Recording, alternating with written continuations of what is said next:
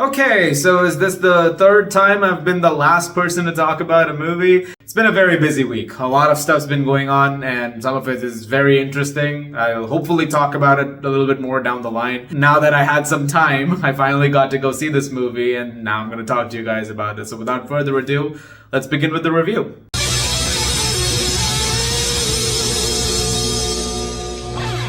Saw X is the 10th Saw movie, as you can probably tell from the title, but chronologically it's a direct sequel to 1, it's a prequel to Saw 2, so it's taking place between certain events of those. In this one we follow John Kramer once again, played by Tobin Bell, and it seems like he can't find a cure for the cancer that he's suffering from, and when he does eventually find something potentially that could help him, it leads him to take a bit of a trip, and eventually things go wrong. I don't want to go too much into those details, and eventually he has to play a little game of his own and teach some people some lessons. And obviously, knowing the Saw movies, you know exactly what the Jigsaw Killer does when it comes to teaching lessons. Now, the Saw movies for me are all over the place, and I like the first one. I think it's solid. I think James Wan did a really good job over there. But then subsequently with the sequels, it lost some of the connect that you could have had with any of the characters in those movies. And it became sort of a gimmick film where it was like, okay, let's try and see what we can do with the traps, which is not exactly a bad thing, but after a while you want something to latch on to instead of just, senselessly doing stuff for just, the fact that you could do it. But then with Jigsaw and Spiral, they tried doing a few interesting new things with those films and the stories.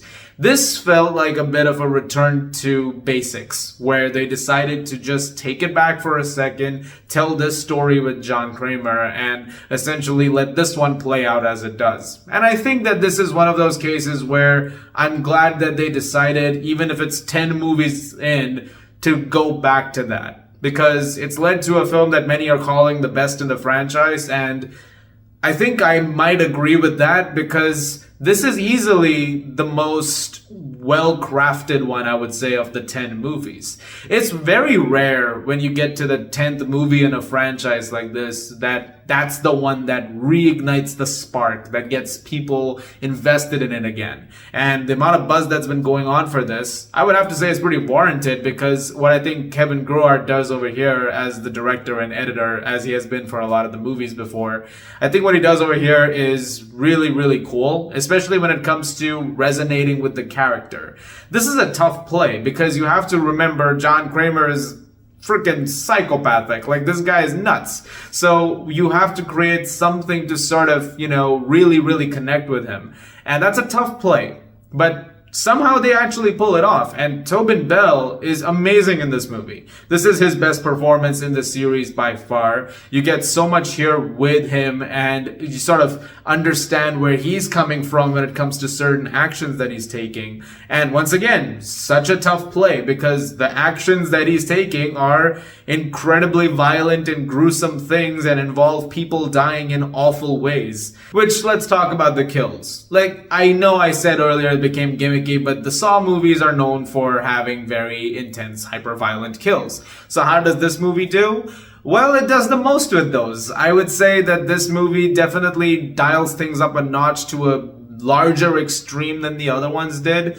This one has some really intense, hyper-violent, and practically done moments that were genuinely bone-chilling. And I'm trying not to make a pun over there, but you'll know when you see the film. Like, there are some genuinely insanely intense moments spread out throughout this film. How insane, you might be asking? We had multiple walkouts.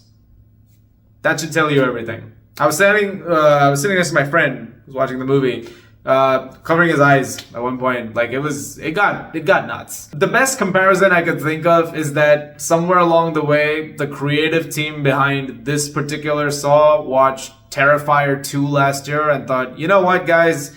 We can go the distance with an R rating now, so let's go with that. I think that might have worked out for the better, I don't know if that's really what happened, but it really does feel like this the spiritual successor to Terrifier 2 in that regard. And it's really well directed, and it's also solidly paced after the first act. The first act has your basic, set up growing pains sort of situation where you kind of get the basics of what's going on. You sort of skim through it because the movie also really knows like you want to get to, John Kramer being John Kramer. But there is a bit of time where you spend sort of getting to the situation, and, once things go south, it eventually becomes the movie that you wanted to, with some surprises, which I did not expect. The plot goes in some very interesting directions, but it does, like I said, take a second to get going. Once it does, though, the film is nonstop, and then all the way to the end, it maintains that. And I had an absolute blast watching Saw X as a result. I don't really have too many issues with it, because at the end of the day, when I think of a Saw movie, what you could have done really good with it, for a long time, my criticism was always like, it was losing something. Like, it's, violence is fine as long as you're able to sort of have justifiable, sensible reasons for doing it instead of making it just a gimmick, because then it becomes like a theme park ride. So when the film found that focus again in this one, the score, Charlie Clouser once again doing a great job bringing in those familiar themes. Lots of Easter eggs in here that are going to satisfy people for sure. There's one in particular that had my friend cheering. So, one of my other friends, like there were two friends I was with.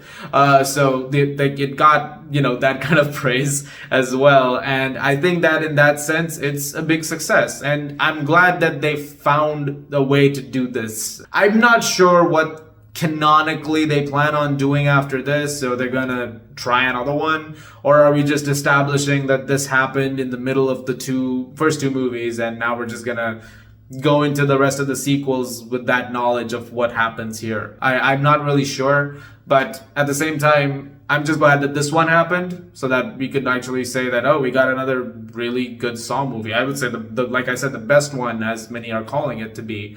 It really is that effective. So I'm excited for more people to check out Saw X this weekend, or, if you've already checked it out and I'm like the last person to get to it, like I said, I apologize. But I had a very good time with this movie, and, the walkouts, I understand entirely. This movie gets very intense, so I'm gonna give Saw X an 8.5 out of 10.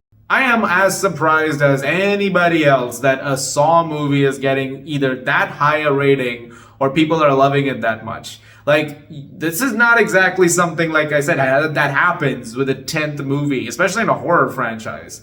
Like, this is kind of amazing. So props to the creative team on this one. And Tobin Bell still got it, man. Like, you gotta give him props on that. Guys, thank you very much for watching. Look forward to more videos very, very soon. Hope you guys check out the movies this weekend. Between this and The Creator, it's a good weekend. As always, if you like this, please do subscribe, and I will see you guys at the movies.